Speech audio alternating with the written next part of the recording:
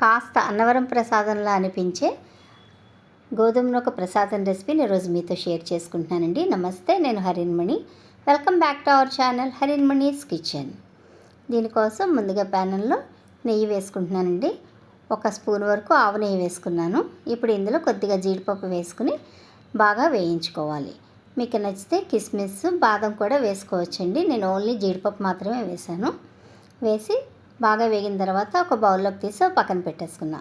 ఇప్పుడు ఇదే నేతిలో 1/4 కప్పు వరకు గోధుమ నూక వేసుకుంటున్నానండి. ఈ గోధుమ నూక లప్సీ నూక అని వచ్చిందండి. అంటే గోధుమ నూకలో మరో రకం అంట. ఆ నూకతో చేశాను నేనైతే. ఇప్పుడు ఇందులో చిక్కటి పాలు వేసుకుంటున్నాను, మేగడ పాలు. 1 కప్పు వరకు పాలు వేసుకుని బాగా కలిపేసి మూత పెట్టి పాలలో కాసేపు నూక ఉడికించుకున్నానండి. తర్వాత ఇంకో కప్పు వరకు వాటర్ వేసాను. అంటే 1/4 కప్పు నూకకి 2 కప్పుల వరకు వాటరు, పాలు కలిపి వేసాను. వేసి నూకనైతే ఉడికించుకోవాలి.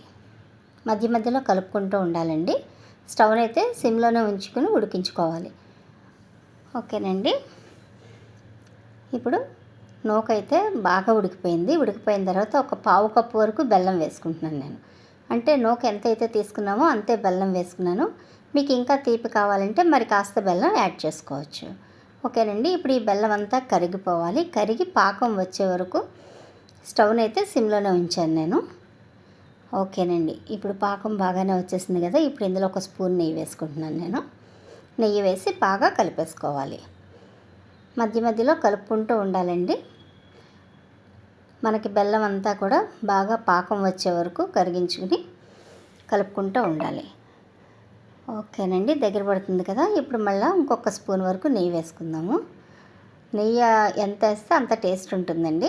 ఆవు నెయ్యే కాబట్టి ప్రాబ్లం అయితే ఉండదు.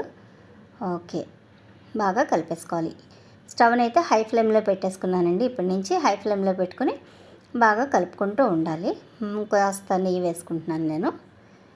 నెయ్యి వేసేసి బాగా కలిపేసుకోవాలి. దగ్గర ఒక 5-6 స్పూన్ల వరకు నెయ్యి అయితే వేసానండి నేను. ఇప్పుడు ఇందులో చివరిగా జీడిపప్పు వేసేసుకుంటున్నాను. ప్రసాదం దగ్గర పడిపోయింది కదా. ఇందులోనే కాస్త యాలకుల పొడి కూడా వేసుకోవాలండి. ఆ వీడియో క్లిప్ మిస్ అయ్యింది. ఇంతేనండి, చాలా టేస్టీగా ఉండే ప్రసాదం రెడీ అయిపోయింది. ఈ రెసిపీ మీకు నచ్చినట్లయితే మీరు కూడా మీ ఇంట్లో ట్రై చేసి ఎలా ఉందో కామెంట్ చేయండి. నచ్చితే లైక్ చేయండి. అలాగే నా వీడియోని షేర్ చేయండి. మరిన్ని రుచికరమైన వంటల కోసం నా ఛానల్ సబ్స్క్రైబ్ చేసుకుని